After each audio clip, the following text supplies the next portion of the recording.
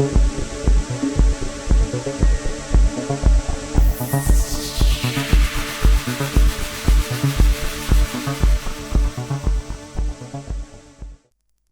इरावती के पार झोंपड़ों की बस्ती में मुझे हवालदार फजलदाद ने अपनी ज़िंदगी का एक वाक़या सुनाया था।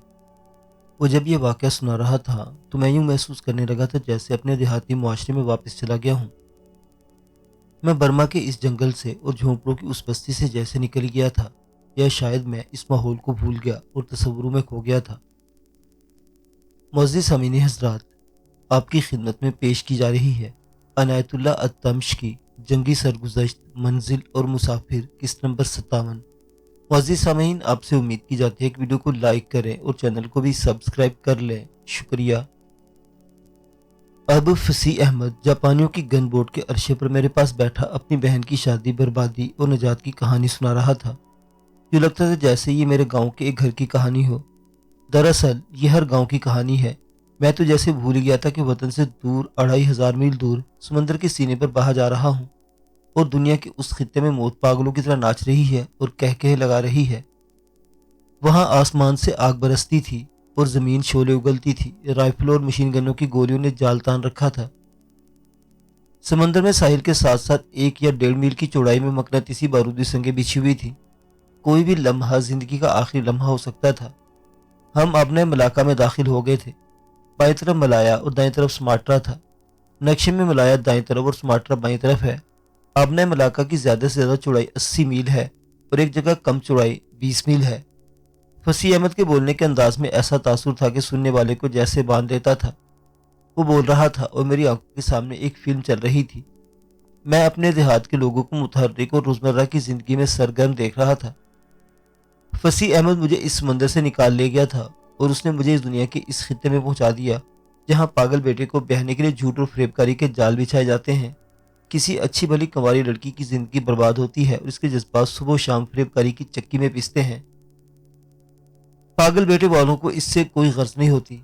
वो अपनी नाक ऊंची रखने के लिए लोगों को यह तासुर देते हैं कि इनका बेटा होशो हवास में है। ये तो सिर्फ वो लड़की जानती है कि लड़का न जिस्मानी तौर पर और न ज़हनी तौर पर शादी के काबिल था। दागदार और नक्स वाली बेटी को डोली में बिठाने के लिए इतना ज्यादा और इतना कीमती जहेज दिया जाता है कि देखने वाले हैरत से चकरा जाते हैं और लड़के वाले सिर्फ जहेज के लालच पर बेटे को रुसवाई और जज्बाती तबाही में डाल देते हैं। ये सारा पैसा हराम का होता है या जायदादें बेचकर या कर्ज लेकर जहेज बनाए जाते हैं। फसी अहमद की जुबान का जादू मुझे वापस उस दुनिया में ले गया जहां लोग एक दूसरे से सबकत ले जाने के लिए धौंस धांधली और शोबाजी से काम लेते हैं, जहां दयानतदारी नहीं जाहिरदारी है, जहां कानून नीलाम होता है। जो ज्यादा बोली दे आबू बाख्ता औरत की तरह कानून उसी का हो जाता है, जहां मस्जिद का इमाम खुदा या काम का रस्मी तौर पर गांव के चौधरी के हुक्म का दिली तौर पर पाबंद होता है, और जहां शराबी और जानी पीरों ने लोगों की किस्मत अपने हाथों में ले रखी है, और जहां भैंस उसी की होती है जिसके हाथ की दौलत या चौधराहट की या गुंडागर्दी की लाठी आ जाती है, और जहां ऊंची जात वाले छोटी जात वालों को अपनी राया समझते हैं और इनके दिलों में अल्लाह की जात का जर्रा भी खौफ या एहतराम नहीं होता। मैं भी इसी लाठी के डर से घर से भागा और फौज में पनाह ली थी। फसी अहमद को मैदान जंग की खूंरेजी, लाशों और होलनाकी ने ज़हन के जहन्नुम से निकाला था। उसने अपनी बहन को ससुराल के तनूर से निकालने के लिए बहुत बड़ी कुर्बानी दी थी। उसने एक माँ का इकलौता और नौजवान बेटा जहर से कत्ल कर दिया था। इसके साथ ही उसने अपने ज़मीर का भी खून कर दिया था। वो तो मुअज़्ज़ज़ खानदान का फर्द था। हम दोनों मफरूर थे। अंग्रेज़ों की फ़ौज के ही मफरूर ने, बल्कि अपने गलत इरादों, फरेबकारी और फरेबकूदा देहाती मुआशरे की भी मफरूर। फसी ने बात ख़त्म की तो मेरा जहन आहिस्ता आहिस्ता वापस गन बोट के अरशे पर आया। हर तरफ समंदर था। पिछले पैर का चांद समंदर से उभर कर ऊपर आ गया था। चांदी ने समंदर पर चांदी बिखेर दी थी और गन बोट समंदर की चमकती हुई हल्की हल्की लहरों को चीरती जा रही थी। आज सोचता हूँ जिंदगी ने क्या क्या रंग दिखाए हैं, मगर अपनी कौम के और अपने मुल्क के जो रंग देख रहा हूँ ये दिल पे कभी कभी होलतारी कर देते हैं। शायद बूढ़ा हो गया हूँ और बर्दाश्त की कुव्वत नहीं रही। कभी तो दिल ज्यादा ही घबरा जाता है और परेशान हो जाता हूँ। ऐसे में मुझे वो समंदर याद आता है और जी में आती है कि एक बार फिर वहीं चला जाऊं। समंदर में मेरी कश्ती तैरती चली जाए और मुझे वहां तक पहुंचा दे जहां रात के पिछले पैर का चांद समंदर से उभरता है। आज फिर फरार होने को जी चाहता है। अपनी इस सरगुजश्त से हटकर एक बात कहना चाहता हूँ। इसी बाब में बताऊंगा कि मैंने जापानियों के जंगी कैदी देखे हैं जो अंग्रेज थे। इनकी हालत देखी थी, बहुत बुरी थी। مشقت زیادہ اور خوراک بہت ہی کم، کوئی مرتا ہے تو مر جائے۔ آج اپنی قوم کو دیکھتا ہوں تو یہ لگتا ہے جیسے کسی غیر قوم نے میرے ملک کو فتح کر لیا ہو اور میری قوم کو عوام بنا کر ان کو عوام کو جنگی قیدی بنا لیا ہو۔ مشقت زیادہ، خوراک بہت کم، آج کا دن زندہ رہے تو کل کا کچھ پتہ نہیں۔ اگلے روز ہماری گن بوٹ ایک بندرگاہ پر رکی، اس میں تیل ڈالا گیا اور گن بوٹ والوں نے بہت سا راشن بندرگاہ سے لے کر گن بوٹ میں رکھ لیا اور 2.5-3 گھنٹوں بعد بوٹ پھر چل پڑی۔ 3 روز گزر گئے۔ دوپہر کے وقت گن بوٹ ایک بڑی بندرگاہ میں داخل ہوئی اور اندر جا کر ایک برف کے ساتھ رک گئی۔ ہمیں اترنے کو کہا گیا۔ یہ ملاقہ شہر کی بندرگاہ تھی، وہاں جاپانیوں کے بحری جنگی جہاز ادھر ادھر لنگر انداز تھے۔ میں نے 3-4 گن بوٹیں بھی دیکھیں، ہر طرف جاپانی ہی جاپانی نظر آتے تھے۔ یہ ملایا کی ایک بڑی بندرگاہ تھی۔ ہمارے ساتھ جو جاپانی افسر تھا وہ ہمیں اپنے ساتھ لے کر ایک جگہ ٹھہرنے کے لیے کہا۔ وہ خود کسی دفتر میں گیا اور کچھ ہی دیر بعد جاپانی نیوی کی ایک فوجی گاڑی آ گئی۔ ہمارے جاپانی افسر بھی آیا اور ہم سب اس گاڑی میں بیٹھ گئے۔ کسی نے مجھے بتایا کہ ہم کوالالمپور جا رہے ہیں۔ کوالالمپور اس وقت بھی ملایا کا دارالحکومت تھا اور آج بھی یہی شہر دارالحکومت ہے۔ اب یہ ملایا نہیں بلکہ ملائیشیا ہے اور یہ ایک مسلمان ملک ہے۔ ملائیشیا میں ہندو بھی آباد ہے، بدھ مت کے پیروکار بھی ہیں اور وہاں چینی باشندوں کی آبادی بھی خاصی زیادہ ہے۔ ملاکا سے کوالالمپور کے 75 میل دور ہے۔ ہم نے یہ فاصلہ اسی فوجی گاڑی میں طے کیا تھا۔ اس اتنے بڑے شہر میں ہم نے جنگ کے یہ آثار دیکھے کہ کئی عمارتیں بمباری سے تباہ ہو گئی تھی اور بعض مکانوں کی دیواروں پر گولیوں کے نشان صاف نظر آتے تھے۔ لیکن جب ہم اس شہر میں پہنچے وہاں کوئی جنگ نہیں لڑی جا رہی تھی، نہ کہیں سے گولی کی آواز آتی تھی، نہ اوپر لڑا کر طیارے اڑتے تھے۔ جاپانی فوجی تو نظر آتے تھے لیکن ان کے چہروں پر سکون اور اطمینان تھا۔ انہوں نے ملایا انگریزوں سے چھینا تھا۔ سڑکوں پر ہم سویلین لوگوں کو گھومتے پھرتے بھی دیکھتے۔ ہماری گاڑی شہر میں داخل ہو گئی اور چند میل آگے جا کر گھنے جنگل میں داخل ہو گئی۔ یہ پکی سڑک تھی اور اس کے ساتھ ساتھ ریلوے لائن بھی جاتی تھی۔ اس جنگل میں زیادہ درخت ربڑ کے تھے اور اس کے بعد ناریل اور تاڑ کے درخت تھے۔ یہ ملک آج بھی ربڑ پیدا کرتا ہے اور اس کی سب سے بڑی صنعت ہے۔ میں آپ کو کوئی اور ہی منظر دکھانا چاہتا ہوں۔ راستے میں ایک اور سڑک بنائی جا رہی تھی۔ خاکی وردی میں لپٹی ہوئی ایک سفید فام مخلوق تھی جو سڑک پر کام کر رہی تھی۔ وہاں کوئی سویلین مزدور نظر نہیں آ رہا تھا۔ یہ سفید فام زیادہ تر انگریز تھے اور ان میں آسٹریلیا کے فوجی بھی تھے۔ یہ سب جنگی قیدی تھے جن سے جاپان فوج نے ہتھیار ڈلوائے تھے۔ ان میں مجھے ایک بھی سیاہ فام یعنی ہندوستانی فوجی نظر نہ آیا۔ میں آسٹریلیا والوں کو انگریزی میں ہی کہوں گا۔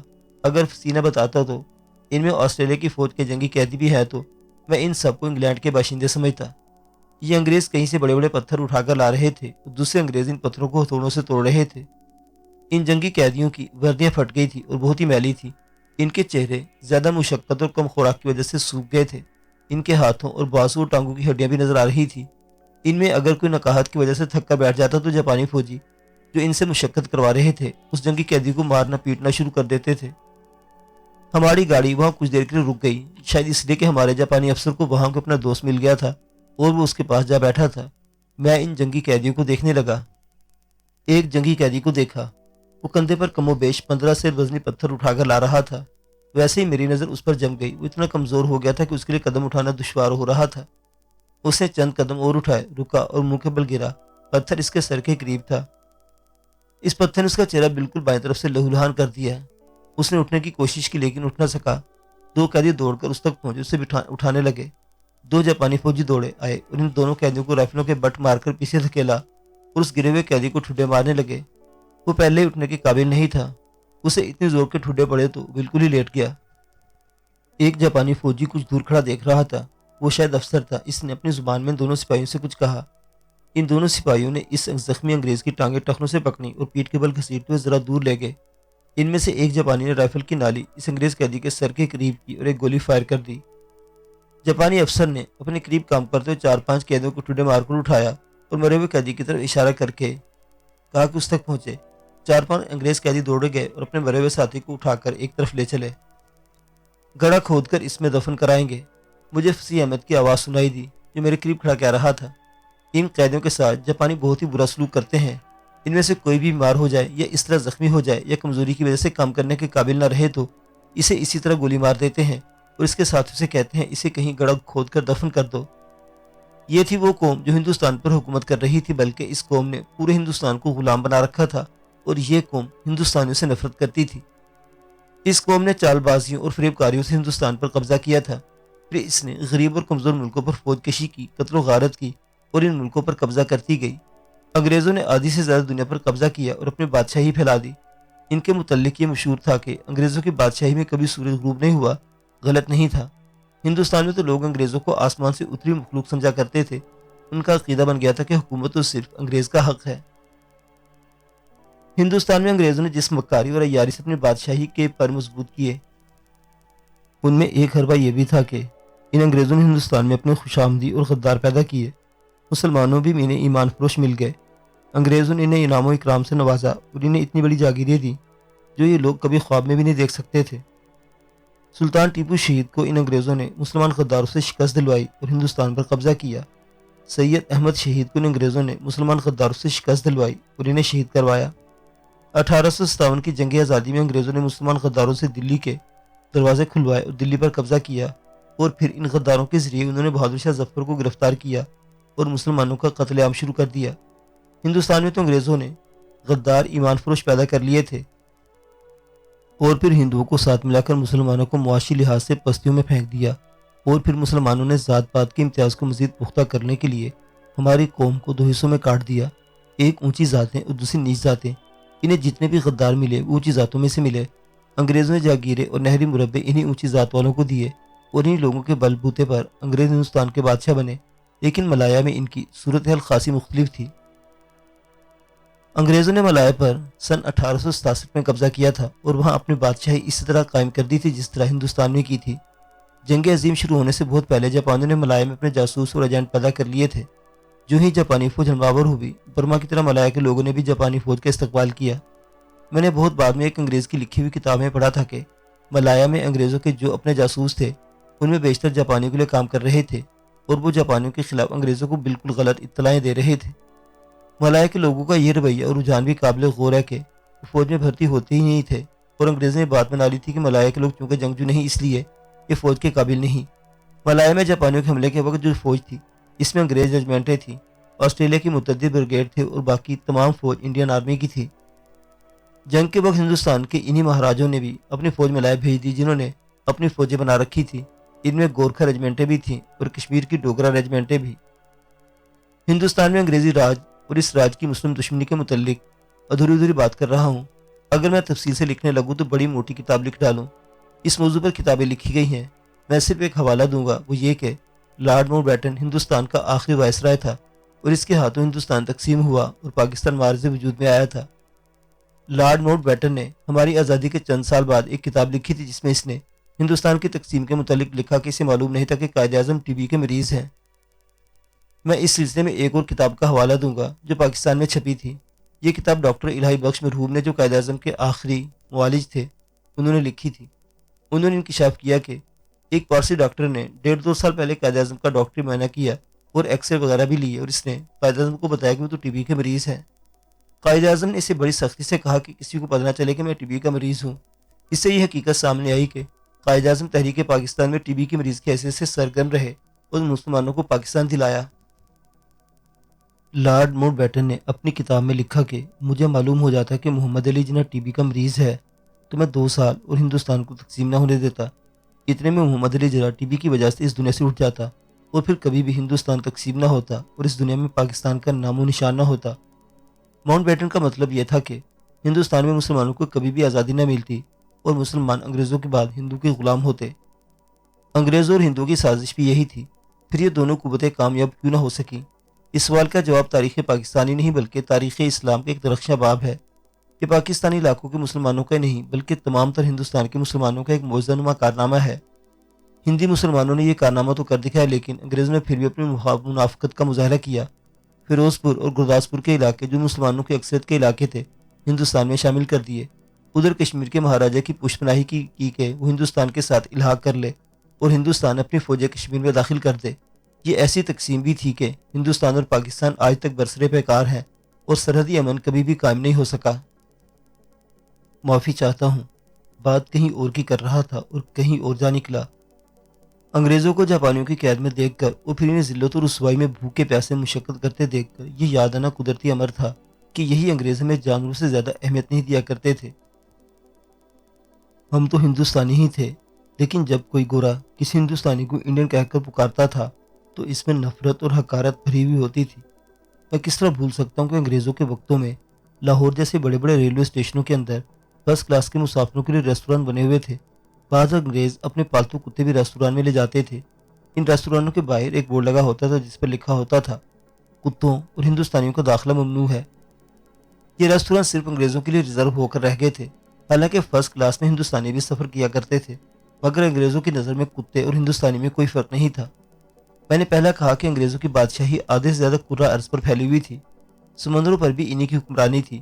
یہ الفاظ ایک انگریز امیر البحر کے ہیں، دنیا پر وہی بادشاہی کرے گا جس کی بحری قوت بہت زیادہ اور مضبوط ہوگی۔ اس میں کوئی شک نہیں تھا کہ انگریزوں کی بحری قوت بڑی ہی مضبوط اور زیادہ تھی۔ آدھی سے زیادہ کچھ ہی زیادہ دنیا کی بادشاہی اور بحری قوت نے انگریزوں کا دماغ خراب کر دیا تھا۔ وہ اس خوش فہمی مبتلا ہو گئے تھے کہ دنیا کی کوئی طاقت بھی انہیں چیلنج نہیں کر سکتی تھی۔ معزز سامعین حضرات، عنایت اللہ کی یہ سرگزشت ابھی جاری ہے۔ بقیہ واقعات اگلی قسط میں۔ دیکھتے رہیے پلان بی کی جاسوس سیریز۔ اللہ حافظ۔